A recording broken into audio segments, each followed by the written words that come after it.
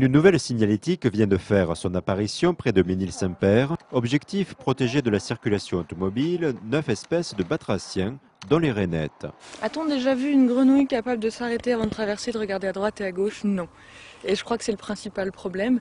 Lors vraiment des migrations, des nuits douces et humides, ça y va dans les deux sens et on pourrait faire du ranaplaning et non de l'aquaplaning.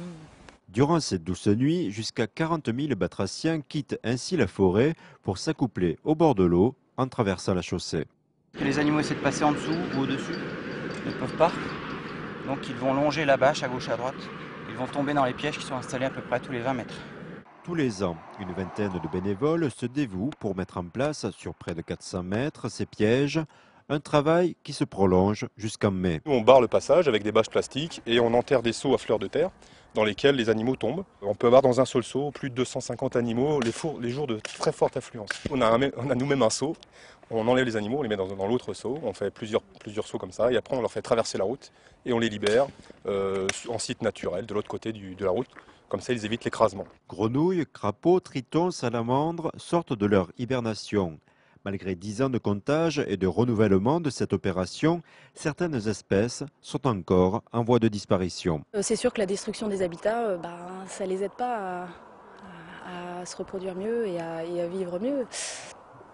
Bon, on fait ce qu'on peut en tout cas, voilà.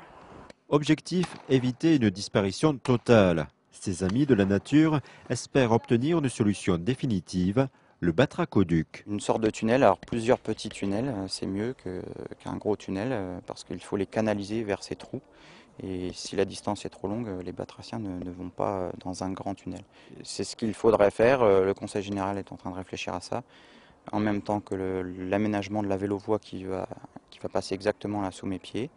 Donc ça doit être prévu là pour 2009.